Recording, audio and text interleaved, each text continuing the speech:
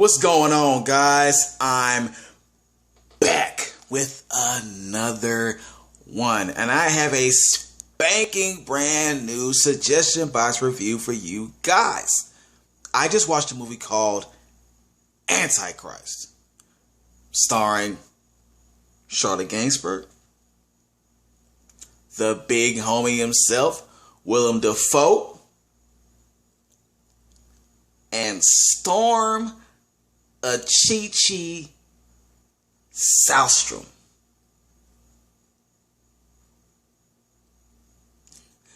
I swear the names get worse each generation. First of all, you know I have to give a huge shout out to the one and only Cheryl Burton. Always bringing the wild, interesting ones. All right. I appreciate you for that. Keep bringing them. Keep bringing them. Now, another thing I have to do is something that if I don't do this, that Hollywood, they won't do this until this man is long gone from this earth. All right. And I'm talking about honoring the big homie, Willem Defoe. Right. The first time that I saw Willem Defoe, it was in a movie called Speed to Cruise Control. Now, yes, while that movie didn't add up to part one, sequel curse, Willem Dafoe absolutely stood out. All right. He was the villain. He had the maniacal facial expressions, as he's known for. And his attitude was just of a trigger happy kind of guy. All right. He was the wild card type of villain. And then later on, he starred in a movie called Boondock Saints, the classic I mentioned already. And he made some very interesting decisions for his role in this movie, I might add. All right. And that also helped him stand out in that. And so a little later on down the line, he stars in another movie called Spider-Man, the Tobey Maguire edition. All right. And the good thing about this is he played Goblin, the Green Goblin. And that had to be one of the best Spider-Man villains in film to this day. Yes, and there were other good Spider-Man villains. Not a lot, but there are some good Spider-Man villains for movies. But he was top notch.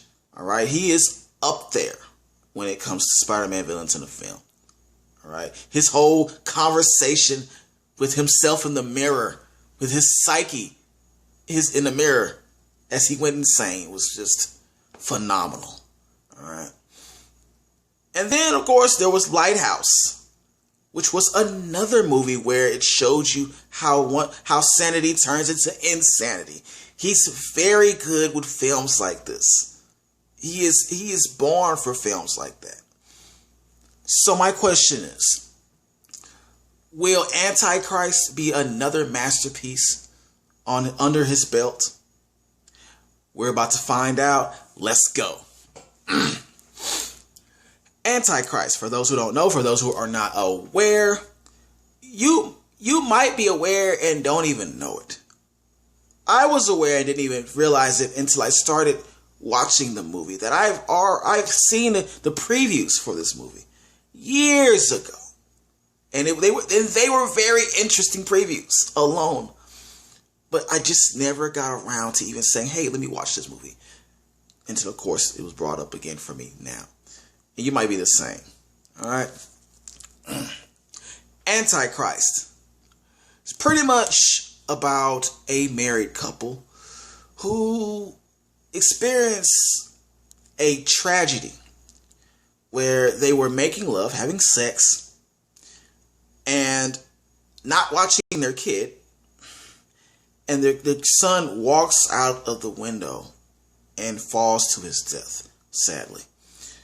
And so, of course, this puts them through a lot of trauma and mental situations and issues, to where the wife, she was the one that was grieving the most, and she needed a lot of therapy. And so the husband, being a therapist, all of a sudden, he's a therapist.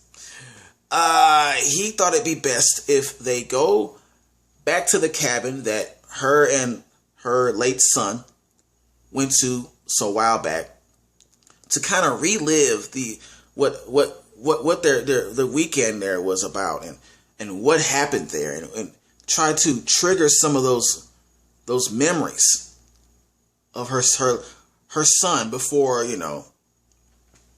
his death.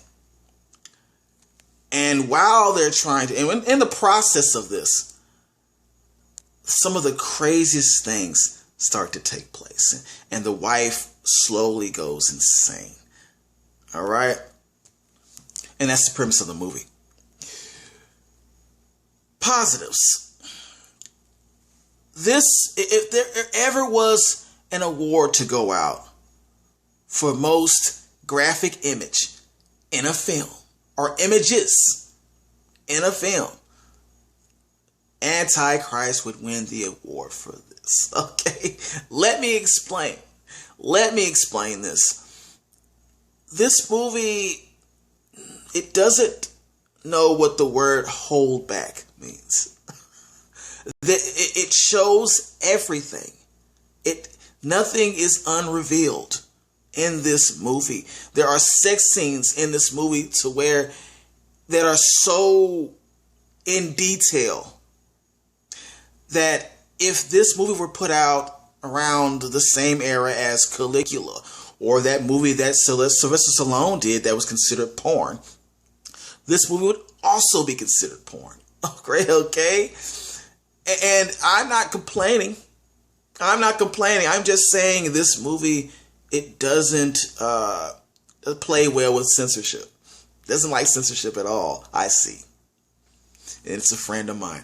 So I mean, this movie, when it comes to letting it all out, this movie really does let it all out. All right. And I really think that there's some real loving going on in this movie. Authentic loving.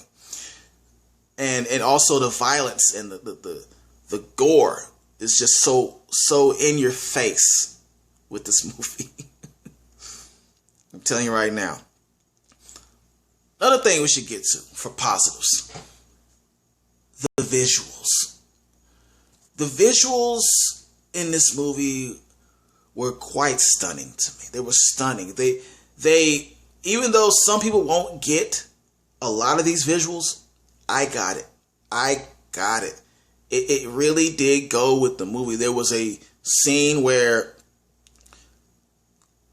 Willem Defoe was just standing in a rainstorm of acorns in the middle of the field.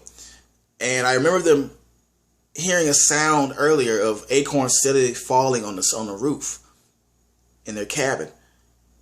And it made me think, well, if they're falling that heavily, then they're going to express this with the rain of acorns, right? That only makes sense. It doesn't make sense to a lot of people, but that was just an illustration or just a take back of what had happened earlier, or what they had mentioned earlier.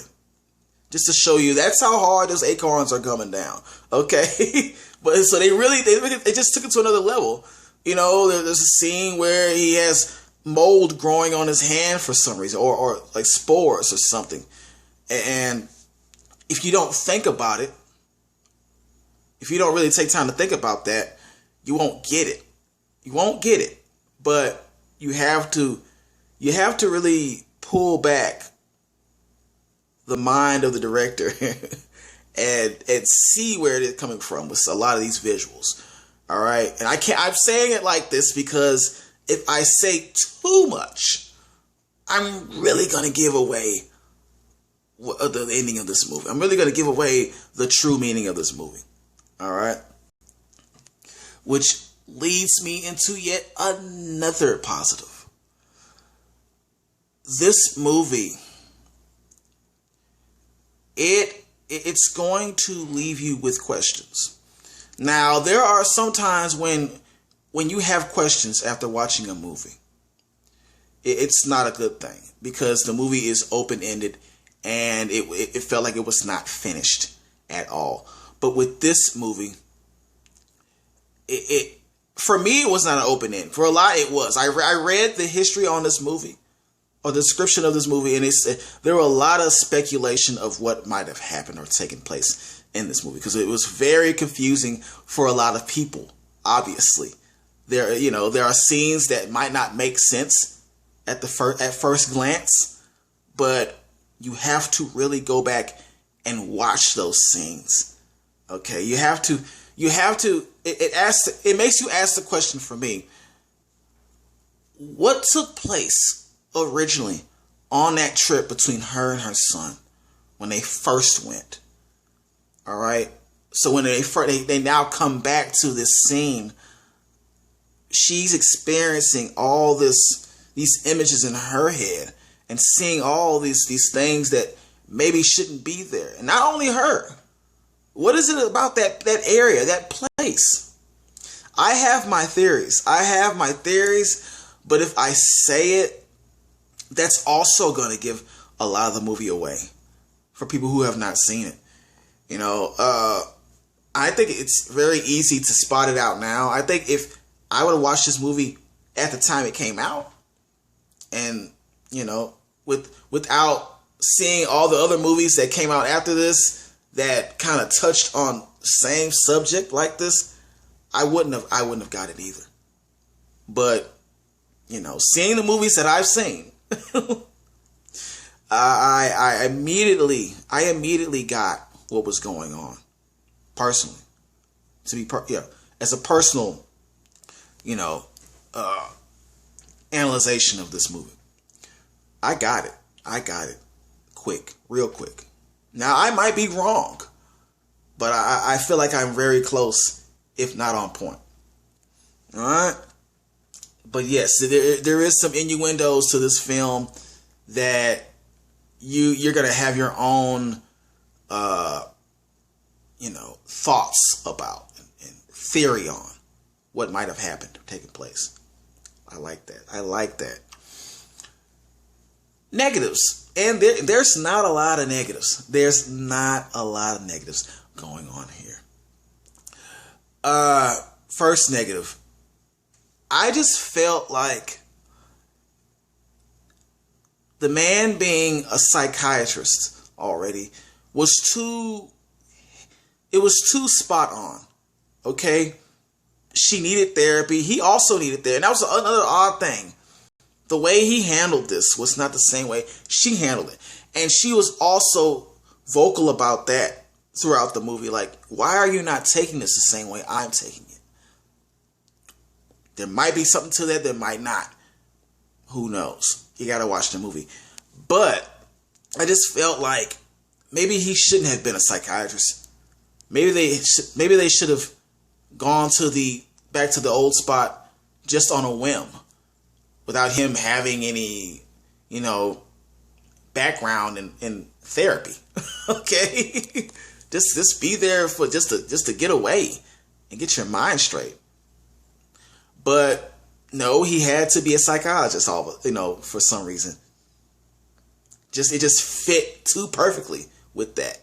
I kind of did not like that. I wanted there to be some kind of struggle with finding out what was going on in her head and why she was taking it harder than he was. Second negative.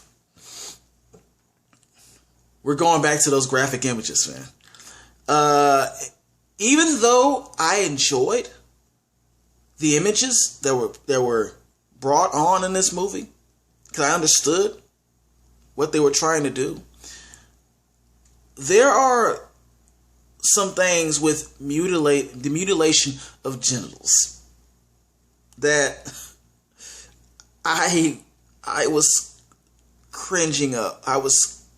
I couldn't, my stomach started to turn a little bit with some of the things that were done to both male and female genitals in this movie. And so I again warn you, if you are not you're not used to movies like this, be warned. Be warned. Do not expect a Disney movie with this. Nowhere close to a Disney movie. It's not. I know you're not saying, you're saying, yeah, we weren't expecting it anyways, but no, it's just not. Whew, there are some things that happen, especially for the man side, because I'm a man, so I would definitely get that being hard to watch. There are some things that happen to the man generals that, oh my God, just I've never seen happen in other movies, which might be original. So that it's also turned into a positive. And I'm not even going to play around with you guys. Man, none of that matters. Because this is a hell yes. It's a hell yes. That's right. This movie was in a league of its own. This movie is so insane. It's a diabolical creation. Okay? This is a diabolical creation of a movie. Why is it not being talked about more? I don't know. But it definitely put Willem Dafoe in that Hall of Fame for me. I want you to press that like button. I want you to share this. And I want you to subscribe if you haven't. All right.